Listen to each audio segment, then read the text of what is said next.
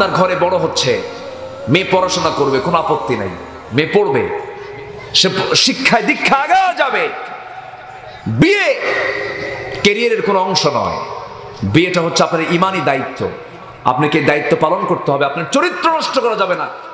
শিক্ষা অর্জন করতে গিয়ে যদি আপনার যৌবন হারায় ফেলেন, সেই শিক্ষার 4 পয়সা দাম আল্লাহর দরবারে নাই, ঠিক কিনা? এই জন্য ফ্যামিলি, মুসলিম পরিবারের মুসলিম ফ্যামিলি, তাদেরকে এই বিষয়ে সতর্ক থাকতে হবে, এই বিষয়টা সম্পূর্ণ খেয়াল রাখতে হবে। আমার নবীজি হচ্ছেন তার জীবনের, আমার আপনার জীবনের শ্রেষ্ঠ মডেল। আমার নবীজির কয়টা মেয়ে ছিল? আমার নবীর মেয়ে ছিল কয়টা? বলেন কয়টা? 4টা মেয়ে ছিল। এই 4টা মেয়ের ভিতরে সবচেয়ে আদরের দুলালি, যেটা সবচেয়ে কাছে, সবচেয়ে প্রিয়, সন্তানদের সবই প্রিয় হয়, কিন্তু গুড, বেটার, বেস্ট আছে না? আছে। আমার নবীজি একটাকে খুব কাছে টানতেন।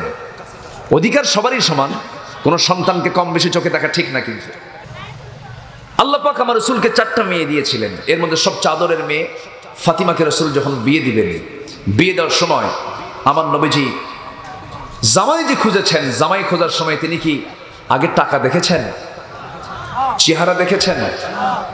টাকা দেখেছেন, চেহারা দেখেছেন, সম্পত্তি দেখছেন না। রাসূল বললেন, মদিনার মসজিদে বসে, কে আসো, আমার মেয়েকে বিয়ে করবা?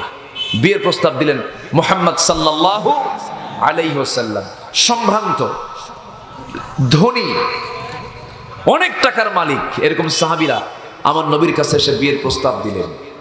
আমার নবী যে শুধু মাথা নাড়ান, হবে না, নট অ্যালাউ, সবগুলোকে রাসূল ফেরত দিয়ে দিলেন। ধনী ধনী সাহাবী, সুন্দর সুন্দর চেহারা, নবীজি কাউকে পছন্দ করলেন না, সবার প্রস্তাব দেওয়া শেষ।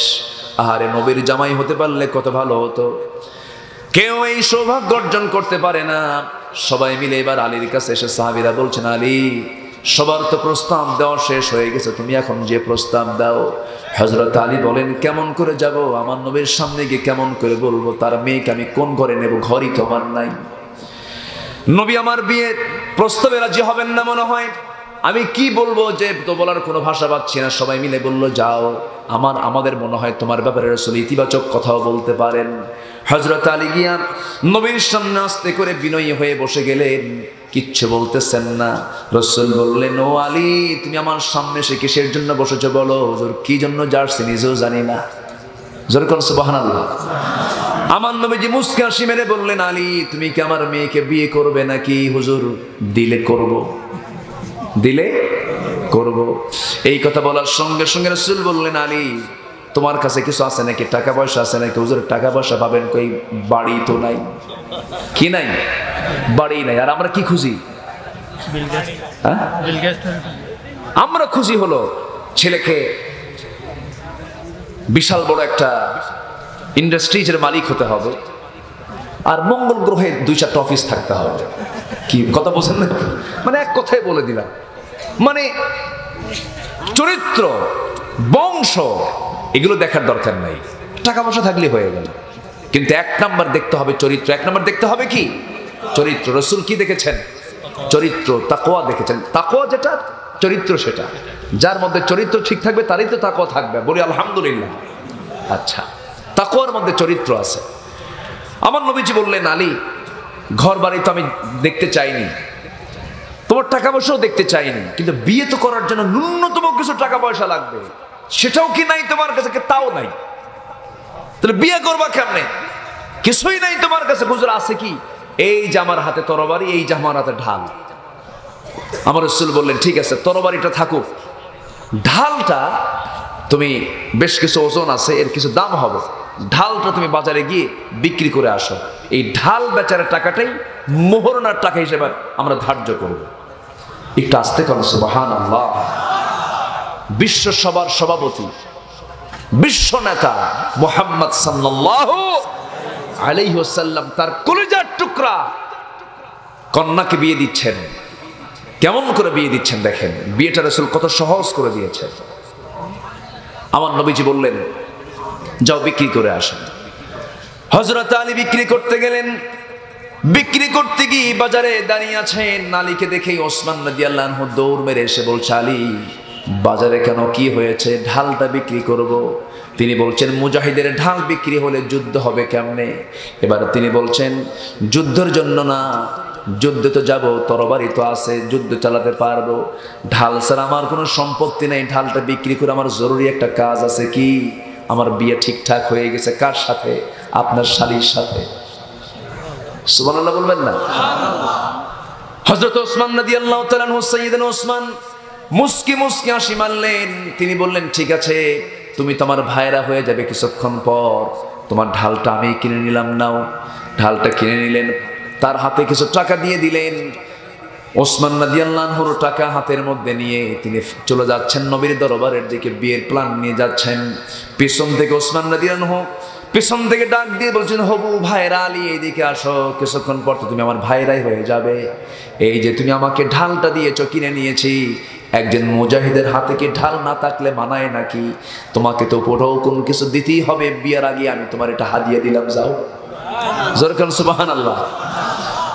হযরত আলী রাদিয়াল্লাহু তাআলা ঢালটা সহই আমার নবীর সামনে পৌঁছলেন। নবীজি বলছেন, আলী ঢাল মনে হয় বিক্রি হয় নাই, তুমি মনে হয় ঢাল বিক্রি করতে পারো নাই। হযরত আলী মুস্কি হাসি মেরে বলছেন, ইয়া রাসূলুল্লাহ, এই যে টাকা, ঢাল বিক্রি হয়ে গেছে, ঢাল বেচা হয়ে গেছে। রাসূল বললেন, তুমি ঢাল বিক্রি করলা কেমনে? ঢাল তো তুমি আবার নিয়ে এসেছো। হুজুর, বিক্রিও করছি, হাদিয়াও পাইছি। একটু আস্তে কান সুবহানাল্লাহ। কে তোমাকে হাদিয়া দিল? এবার আলী বলছেন, ইয়া রাসূলুল্লাহ, আমি বিক্রি করতে গেলাম, কিন্তু বিক্রি করতে গিয়ে কাস্টমার পাইলাম না। কাস্টমার পাইছে ওসমানকে। রাসূল মুস্কি হাসি মেরে বললেন, কাস্টমার আর খুঁজে পাওয়া নাই। আস্তে কান সুবহানাল্লাহ। এমন এক কাস্টমার পাইলাম, কেবলমাত্র বিয়ে ঠিক হলো, আমার জামাইকে ডাক দেবো, বিয়ের আনুষ্ঠানিকতা নিয়ে কথা বলবো, তার আগে তুমি ওসমানকে বলে আসছো। জোরে কান সুবহানাল্লাহ। আমার নবীজি বলছেন, আলী ঠিক আছে, বিয়ে ঠিকঠাক হয়ে যাবে। আমার নবীজি মেয়ের কাছে অনুমতি নেওয়ার জন্য গেলেন। মেয়ের অনুমতির দরকার আছে না নাই? আছে না নাই? আমার নবীজি মেয়ের ঘরে চলে গেলেন। মেয়ের ঘরে গিয়ে বলছেন, আম্মা, ও মা, আমার মেয়ে কলিজার টুকরা ফাতিমা, তোমার বিয়ে আমি ঠিকঠাক করে ফেলেছি। বুড়া বয়সে না যুবতী বয়সে? বলেন, বিয়ে হবে কোন সময়? যুবতী বয়সে। একটা মেয়ের যৌবন কখন আসে? রাসূল আয়েশাকে কখন বিয়ে করেছেন? এগুলো তো আমাদের জন্য শিক্ষা, আমাদের জন্য এগুলো শিক্ষা, আমাদের শিক্ষা নেওয়ার দরকার আছে না নাই?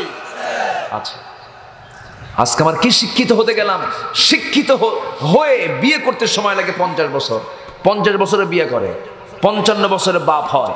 55 বছরে বাপ হওয়ার পর যে বাচ্চা হবে, সে বাচ্চা নিয়ে রাস্তায় হাঁটলে পরে মানুষ তো বলবে, এই ছেলে, এটা তোমার দাদা না নানা। কি ঠিক কি না? আমার নবীজি মেয়েটাকে বিয়ে দিলেন। মেয়েকে বললেন, মা, আমি এমন একটা ছেলে তোমাকে দিলাম, ঘর নাই, বাড়ি নাই, টাকা নাই, পয়সা নাই, কিচ্ছু নাই, কিন্তু তার দিলটা তাকওয়া দিয়ে ভরা। এই দুনিয়াতে সবচেয়ে আমার প্রিয় সাহাবী হলো আমার আলী। সে আলীকে তোমার হাতে আমি তুলে দিলাম। জোরে বলেন সুবহানাল্লাহ। হযরত আলী খুব খুশি হয়ে গেলেন। ওইদিকে ফাতিমা রাদিয়াল্লাহু আনহা, তিনিও খুশি হয়ে গেলেন। বিয়েটা হয়ে গেল। বিয়ে হয়ে যাওয়ার পর রাসূল আস্তে করে একদিন ডাক দিয়ে বলছেন, ফাতিমা, আমি তোমাকে আটা পেশার যন্ত্র দিলাম, পিষদানে দিলাম, এরপরে পানির মশক দিলাম, তোমাকে একটা চামড়ার চাদর দিলাম, যাও স্বামীর সংসারে চলে যাও। একটা কথা জেনে রেখে দিও, আমার মেয়ে ফাতিমা, আমার মৃত্যুর দিন পর্যন্ত স্বামীর বিরুদ্ধে একটা নালিশ যেন আমার কানে না আসে, কারণ এমন জামাই আমি তোমাকে দেই নাই। সুবহানাল্লাহ বলে, এমন জামাই আমি তোমাকে দেই নাই মা। ওই যে চলে গেছেন ফাতিমা, একটা ভাড়া ঘরে থাকতেন, নিজস্ব কোনো ঘর ছিল না, কাপড় চোপড়ের প্রবলেম ছিল, সংকট ছিল অত্যাধিক। আমার নবীজির কাছে কোনোদিন এসে ফাতিমা রাদিয়াল্লাহু তাআলা স্বামীর বিরুদ্ধে একটা নালিশ পর্যন্ত দেন নাই। একটা সিরাতে পেয়েছি আমি, আমার নবীর সামনে একদিন ফাতিমা রাদিয়াল্লাহু তাআলা বসে বসে তিনি নামাজ পড়ছিলেন। যুবতী মেয়েদের, যুবকদের দাঁড়িয়ে নামাজ পড়া উচিত, বসে বসে নামাজ পড়া উচিত নয়। আমার নবীজি বলছেন, ফাতিমা, আমার আজকে দেখে খুব খারাপ লাগলো, তুমি আজকে বসে বসে কেন নামাজ পড়ছিলা? যুবতী মেয়েদের তেমন নামাজ পড়া ঠিক না, জায়েজ নাই। ফাতিমা রাদিয়াল্লাহু আনহা চোখের পানি ফেলতে ফেলতে বলছেন, আব্বাজান, আমি তো দাঁড়িয়ে দাঁড়িয়ে নামাজ পড়ি, কিন্তু আজকে বসে বসে নামাজ পড়ার কারণ হলো, হেতু হলো, আমি বসে বসে এই জন্য নামাজ পড়ছি, আমার জামার পিছন সাইডে একটা সেরা অংশ আছে, আমি যদি দাঁড়িয়ে দাঁড়িয়ে নামাজ পড়ি, আপনি আমার নামাজের দৃশ্যের সময় আপনি আমার ওই সেরাংশের দিকে আপনার নজরটাও করতে পারে।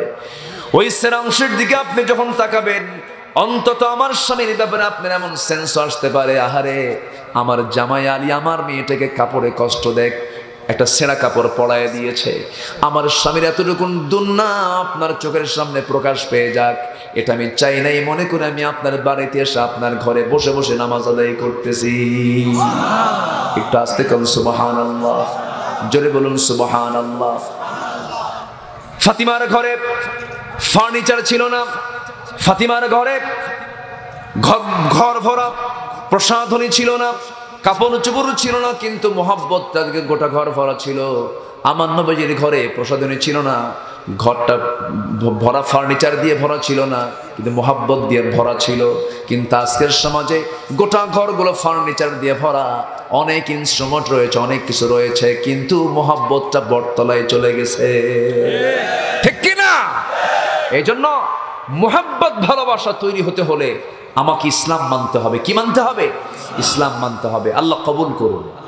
জোরে বলি আমিন, আরো জোরে বলি আমিন।